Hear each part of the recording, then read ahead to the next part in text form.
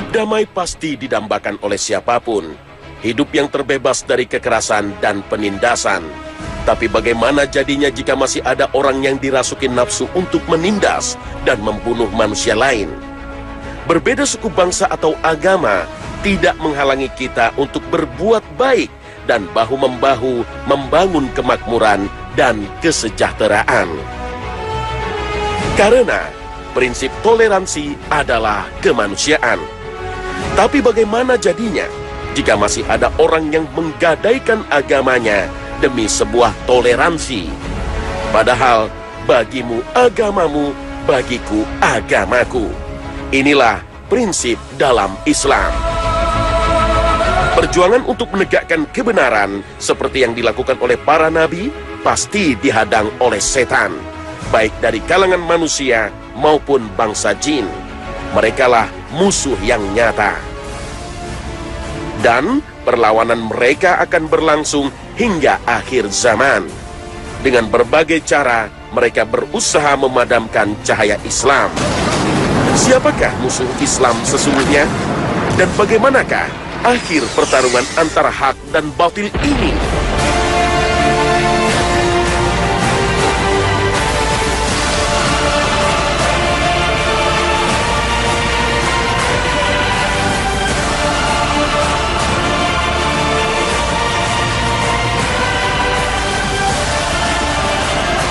Assalamualaikum warahmatullahi wabarakatuh. Selamat pagi pemirsa Trans 7. Khazanah Ensiklopedia Islam Dunia pagi ini kembali hadir ke hadapan Anda untuk berbagi wawasan keislaman. Semoga kita termasuk hamba-hambanya yang bertakwa dan mampu menjalankan syariat Islam secara sempurna. Amin ya rabbal alamin.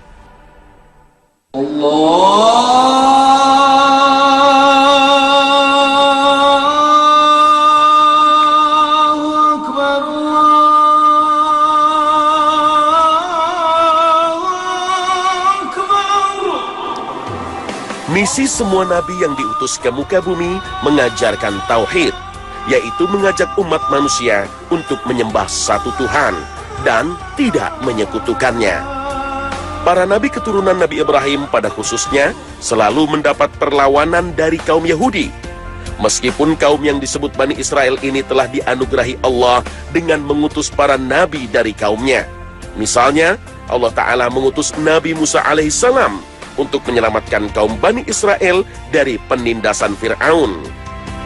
Dengan mukjizat yang diberikan Allah, Nabi Musa membelah lautan dan menyelamatkan kaum Bani Israel menyeberangi Laut Merah.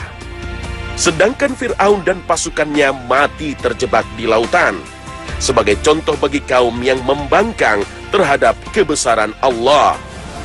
Namun saat kaum Bani Israel ini ditinggalkan oleh Nabi Musa untuk bermunajat, kaum ini kembali melakukan kesyirikan dengan menyembah patung sapi, melupakan jasa Nabi mereka, Musa alaihissalam, yang telah menyelamatkan mereka dari kekejaman Fir'aun. Bukan hanya itu, kaum Bani Israel kembali melakukan pembangkangan terhadap nabinya, yaitu pada masa Nabi Isa alaihissalam. Saat Isa alaihissalam diutus untuk mengajak umatnya kembali bertauhid, menyembah satu Tuhan, mereka, kaum Bani Israel, kembali membuat makar terhadap Al-Masih. Nabi Isa difitnah ingin merebut kekuasaan Romawi dan berambisi menjadi raja Yahudi, hingga pasukan Romawi memburu kemudian menyalibnya. Padahal hanya ajakan tauhid yang diserukan sang Nabi, bukan demi kekuasaan dunia seperti yang dituduhkan. Di sini Allah Subhanahu wa Ta'ala menyelamatkan sang Nabi dari kejaran tentara Romawi dan hasutan kaum Bani Israel. Dan karena ucapan mereka orang-orang Yahudi, sesungguhnya kami telah membunuh Al-Masih, Isa putra Maryam, Rasul Allah, padahal mereka tidak membunuhnya dan tidak pula menyalibnya. Tetapi yang mereka bunuh ialah orang yang diserupakan dengan Isa bagi mereka. Sesungguhnya orang-orang yang berselisih paham tentang pembunuhan Isa benar-benar dalam keraguan-raguan tentang yang dibunuh itu. Mereka tidak mempunyai keyakinan tentang siapa yang dibunuh itu, kecuali mengikuti persangkaan belaka. Mereka tidak pula yakin bahwa yang mereka bunuh itu adalah Isa, tetapi yang sebenarnya Allah telah mengangkat Isa kepadanya, dan adalah Allah Maha Perkasa lagi Maha Bijaksana. Al-Quran, Surah An-Nisa, ayat 157 hingga 158. Pada masa Nabi Muhammad SAW, kaum ini pun kembali berulah. Mereka bekerja sama dengan kaum kafir Quraisy untuk menghancurkan Islam. Mereka pun telah melanggar perjanjian damai hingga kaum Yahudi diusir dari Madinah. Berbagai konflik politik sepeninggal Rasulullah pun tak lepas dari hasutan kaum ini yang pura-pura masuk Islam, tapi bertujuan ingin menghancurkan Islam dari dalam. Lalu apa yang dilakukan kaum Yahudi pada akhir zaman ini? Apakah mereka kembali memusuhi Islam dan melakukan kekacauan di muka bumi? Sebelumnya, mari kita memahami kaum ini sesuai dengan petunjuk Al-Quran dan hadis Nabi. Dalam Al-Quran, ada 4 ungkapan untuk menyebut mereka, yaitu Bani Israel, Yahudi, Hud, dan Hadu. Allah Subhanahu wa Ta'ala menyebut kata Yahudi sebanyak 8 kali dalam berbagai surat. Misalnya, dalam surat Al-Baqarah ayat 120. Orang-orang Yahudi dan Nasrani tidak akan senang kepada kamu hingga kamu mengikuti agama mereka. Katakanlah, sesungguhnya petunjuk Allah itulah petunjuk yang benar. Dan sesungguhnya jika kamu mengikuti kemauan mereka setelah pengetahuan datang kepadamu, maka Allah tidak lagi menjadi pelindung dan penolong bagimu. Al-Quran, Surah Al-Baqarah ayat 120. Al-Quran memberi gambaran tentang sifat dan sikap bangsa Yahudi yang negatif, yaitu mempermainkan agama, menjadikan Alkitab hanya sebagai lambang dan kebanggaan, berani mendustakan, bahkan membunuh nabinya, suka berkhianat dan melanggar aturan, sangat takut mati, dan bergelimang dengan riba. Namun tak berarti bangsa Yahudi semuanya berperilaku jahat. Dalam surat Al-A'raf ayat 162, Al-Quran menyatakan dengan ungkapan orang-orang yang zalim di antara mereka. Dalam Al-Quran, Allah Ta'ala menjelaskan penyelewengan akidah yang dilakukan oleh kaum ini. Orang-orang Yahudi berkata, Uzair itu putra Allah. Dan orang-orang Nasrani berkata, Al-Masih itu putra Allah. Demikianlah itu ucapan mereka dengan mulut mereka. Mereka meniru perkataan orang-orang kafir yang terdahulu. Al-Quran Surah At-Taubah ayat 30. Dalam tafsir Al-Maraghi dijelaskan bahwa Uzair adalah seorang pendeta Yahudi yang hidup sekitar 457 sebelum Masehi.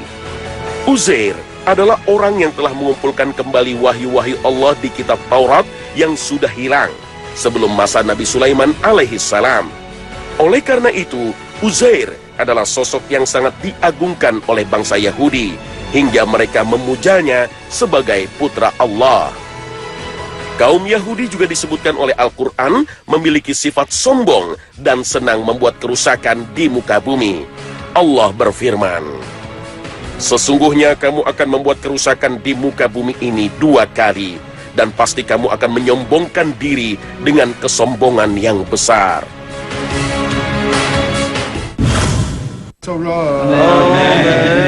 Yahudi tidak sekedar sebuah bangsa, juga sebuah agama. Agama bangsa Yahudi sering dianggap sebagai agama samawi, karena berdasarkan wahyu Allah yaitu kitab suci Taurat yang diturunkan kepada Nabi Musa alaihi salam. Padahal begitu banyak ajaran Nabi Musa yang mereka langgar. Sejarah bangsa Yahudi di Palestina bermula dari hijrahnya Nabi Ibrahim alaihissalam pada tahun 1900 sebelum Masehi bersama pengikutnya dari Babilonia ke Kanaan yang sekarang disebut Palestina untuk menghindari tekanan dari Raja Namrus. Namun, jauh sebelum kedatangan Nabi Ibrahim yang disebut bangsa Ibrani, kawasan ini sudah dihuni oleh bangsa Kanaan, Umuria, dan Filistin. Setelah Nabi Ibrahim wafat, kepemimpinan bangsa Ibrani dilanjutkan oleh Nabi Ishak. lalu digantikan oleh putranya Nabi Yakub yang mempunyai gelar kehormatan Israel, yang artinya hamba Allah yang sangat taat. Nabi Yakub memiliki 12 orang putra, yaitu Ruben, Simeon, Lewi, Yehuda, Zebulon, Isakar, dan Gad, Asher, Naftali, Yusuf, dan Benyamin. Dari Lewi lahirlah keturunan yang menjadi nabi, yaitu Nabi Musa, Nabi Harun, Ilyas, dan Ilyasa. Sedangkan dari Yehuda lahirlah Nabi Daud, Nabi Sulaiman, Nabi Zakaria, Nabi Yahya, dan Nabi Isa. Sedangkan dari Benyamin lahir Nabi Yunus alaihissalam. Dari putra-putra Nabi Yakub inilah cikal bakal lahirnya istilah Bani Israel yang menetap di Palestina. Namun, jauh sebelum kedatangan Nabi Ibrahim, kawasan ini sudah dihuni oleh bangsa Kan'an, Umuria, dan Filistin. Setelah Nabi Yusuf alaihissalam menjadi menteri pembendaharaan negara di Mesir, semua anak cucu Nabi Yakub hijrah ke Mesir. Dari seluruh putra Yakub ini, yang paling banyak keturunannya adalah Yahuda. Karena itulah, bangsa ini disebut pula Yahudi. Di Mesir, kaum ini begitu dihormati dan diperlakukan dengan baik oleh Fir'aun, Raja Mesir. Namun berabad-abad kemudian setelah Nabi Yusuf wafat, pada saat kekuasaan Thutmosis, kaum Bani Israel ini ditindas dan dijadikan budak, maka Allah mengutus Nabi Musa dan Nabi Harun untuk berdakwah kepada Fir'aun dan menyelamatkan bangsa Israel yang sebagian mereka masih mempertahankan agama Tauhid. Setelah selamat dari kejaran Fir'aun, Nabi Musa mengajak kaumnya menuju tanah suci Yerusalem untuk menaklukkan bangsa Kan'an yang saat itu menjadi penyembah berhala. Namun, mereka menolak perintah Nabi Musa disebabkan oleh rasa takut, seperti yang Allah sebutkan dalam Al-Quran. Mereka berkata, "Hai Musa, kami sekali-kali tidak akan memasukinya selama-lamanya, selagi mereka ada di dalamnya. Karena itu pergilah kamu bersama Tuhanmu, dan berperanglah kamu berdua. Sesungguhnya kami hanya duduk menanti di sini saja." Al-Quran, Surah Al-Ma'idah, ayat 24. Atas pembangkangan ini, Allah menghukum mereka dengan mengharamkan atas mereka tanah yang dijanjikan dan menjadikan mereka tersesat di gurun Sinai yang gersang selama 40 tahun. Setelah Nabi Musa wafat, kepemimpinan Bani Israel dilanjutkan oleh Elizar, kemudian diganti oleh Yusa. Pada masa Yusa inilah kaum Bani Israel berhasil mengalahkan bangsa Kan'an dan Filistin yang menyembah berhala. Raja pertama Bani Israel adalah Tolut, kemudian dilanjutkan oleh Nabi Daud alaihissalam. Setelah wafat, kemudian digantikan oleh putranya, yaitu Nabi Sulaiman alaihissalam. Pada masa inilah dibangun tempat peribadatan di Baitul Maqdis yang disebut oleh kaum Yahudi dengan Haikal Sulaiman. Sepeninggal Nabi Sulaiman, kerajaan Israel terpecah menjadi kerajaan-kerajaan kecil, di antaranya kerajaan Sumeria dan kerajaan Yahuda. Kerajaan Sumeria hancur setelah diserbu Raja Sargeus dari Yunani, dan kerajaan Yahuda yang berada di Yerusalem takluk setelah diserang Raja Nebukadnezar dari Babilonia, dan kuil Sulaiman pun turut dihancurkan. Bangsa Yahudi ditawan dan digiring ke Babilonia. Sebagian yang selamat melarikan diri ke berbagai penjuru dunia. Sejak itulah para rabi Yahudi selalu meyakinkan kaumnya sebagai bangsa pilihan Tuhan, dan kelak tanah yang dijanjikan Tuhan akan dikembalikan pada mereka. Setelah Islam menguasai Yerusalem pada masa Khalifah Umar bin Khattab, kaum Yahudi kembali mendapat kebebasan untuk beribadah. Mereka hidup berdampingan secara damai dengan kaum Nasrani dan umat Islam.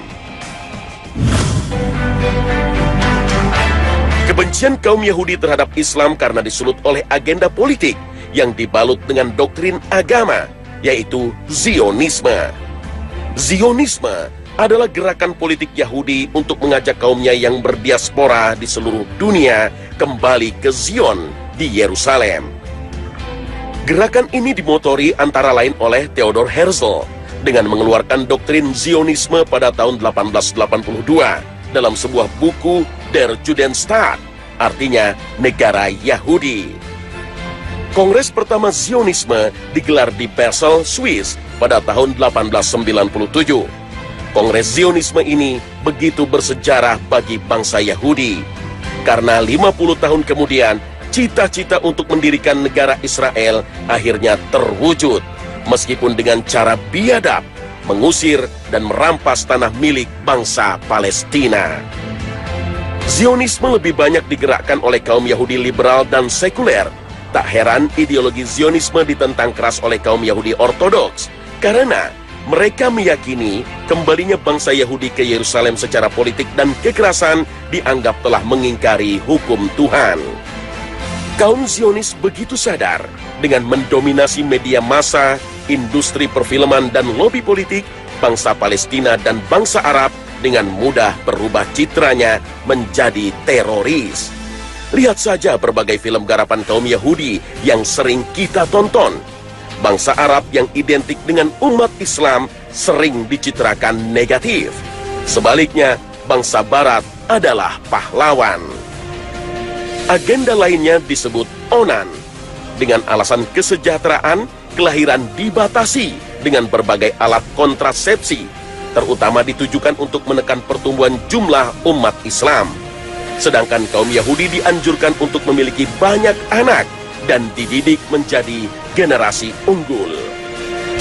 Sedangkan program Zionis yang disebut protokol dirancang untuk menguasai ekonomi dunia, antara lain dengan mengembangkan ideologi ekonomi kapitalis. Perbankan dunia dikuasai bankir Yahudi, kemudian mengucurkan dana pinjaman sangat besar bagi negara muslim dan negara miskin, dengan bunga yang fluktuatif tentunya. Mata uang dolar Amerika Serikat merupakan salah satu aksi nyata Zionisme. In God we trust. Namun Tuhan yang mana yang dimaksud? Tulisan Wan bermakna Dewa Lucifer, yang diwujudkan dengan membangun satu tatanan dunia baru yang sekuler, yaitu dengan menuhankan materi. Presiden Amerika pertama George Washington adalah seorang Zionis sejati. Ada piramid terpotong yang di atasnya ada segitiga bergambar mata satu. Di atasnya bertuliskan Annuit Coeptis, artinya semoga dia senang dengan proyek ini.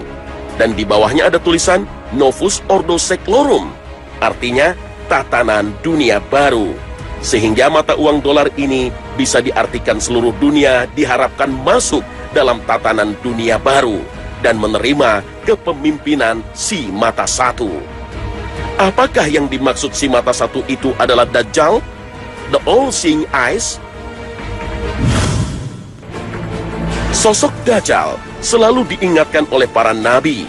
Rasulullah SAW bersabda, "Aku memperingatkan kalian untuk melawan Dajjal, dan tidak ada nabi yang tidak memperingatkan umatnya untuk melawannya. Tapi aku mengatakan sesuatu yang belum pernah diungkapkan oleh para nabi sebelumku. Kalian harus tahu bahwa ia bermata satu, dan Allah tidak bermata satu." Hadis riwayat Bukhari. Kisah Namrud diulas dalam Alkitab, yang jejaknya akan kembali muncul pada akhir zaman. Pada masa Raja Philip keempat, kesatria Templar dituduh telah menyalahi ajaran Kristus dengan melakukan hubungan sejenis dan pemujaan terhadap ilmu sihir. Kemudian mereka ditangkap dan dieksekusi pada hari Jumat 13 Oktober 1307, sehingga dikenal dalam sejarah Eropa sebagai Black Friday. Karena itu, sebagian orang mengkait-kaitkan angka 13 dengan angka sial dan mengkaitkan dengan hari Jumat Friday the 13th sebagai hari yang menakutkan. Pengikut kelompok rahasia ini tergabung dalam gerakan Freemasonry. Mereka mempelajari ajaran rahasia Kabbalah, ilmu kuno sihir kaum Yahudi. Kabbalah dalam bahasa Ibrani artinya menerima doktrin. Seperti keyakinan paganisme yang berasal dari keyakinan Mesir kuno bahwa Tuhan menjelma dalam bentuk materi atau berhala. Tuhan Esa yang tak terlukiskan dan tak terpahami yang disebut Ein Sof menjelma dalam banyak Tuhan benda yang disebut Sephiroth. David Livingstone, sejarawan asal Kanada yang masuk Islam pada tahun 1992, mengatakan Tuhan Kabbalah adalah Lucifer, yang merupakan mitologi pagan kuno. Lucifer adalah dewa yang diidentifikasikan dengan matahari, yang mengawini ibunya sendiri yang diidentifikasikan dengan Venus. Lucifer adalah dewa yang melambangkan kejahatan. Untuk meredakan kemarahannya, harus disuguhi persembahan berupa nyawa manusia, terutama anak-anak. Kisah Lucifer dengan berbagai versi banyak diangkat ke layar lebar, dan film horor Lucifer menjadi tontonan yang menarik. Tidak hanya dalam film, ritual pemujaan setan yang disebut Illuminasi masih dipraktekkan oleh beberapa sekte Yahudi hingga saat ini. Dengan ritual inilah mereka mempercayai bisa mencapai kemampuan supranatural seperti reinkarnasi, meramal, dan berbagai bentuk sihir lainnya. Kaum Zionis adalah bangsa yang meyakini dirinya bangsa pilihan Tuhan dan bangsa lain sebagai bangsa budak yang diciptakan untuk melayani mereka. Mereka berambisi untuk menghancurkan Masjidil Aqsa milik umat Islam, kemudian membangun kembali Haikal Sulaiman. Karena inilah simbol kejayaan kerajaan Israel yang mereka impi-impikan. Merekalah yang menjadi pengikut Dajjal sebagaimana diisyaratkan dalam sabda Rasulullah. Dajjal akan diikuti oleh 70.000 Yahudi dari kota Isfahan. Mereka memakai Al-Tayalisah. Hadits riwayat Muslim. Yahudi Isfahan adalah salah satu dari 12 suku Yahudi. Mereka biasa mengenakan Al-Tayalisah, sejenis syal khas Persia. Dalam bahasa Ibrani, komunitas Yahudi ini disebut Ashkenaz. Mereka adalah kaum Yahudi Eropa yang tinggal di Rhineland, Jerman. Namun banyak bangsa Ashkenazi bermigrasi keluar Jerman, terutama ke Amerika Serikat dan Israel. Dan mereka menguasai berbagai industri, terutama di industri keuangan dan hiburan. Akhir zaman, seperti yang dijelaskan dalam berbagai hadits Nabi, adalah peperangan terbesar antara Islam dan Yahudi. Islam di bawah Panji Al-Mahdi dan Isa Al-Masih akhirnya akan menghancurkan kekuatan bangsa Yahudi yang dipimpin Dajjal. Bagi orang beriman, ini bukan kisah fiktif, karena Rasulullah telah mengabarkan peristiwa yang akan terjadi pada akhir zaman.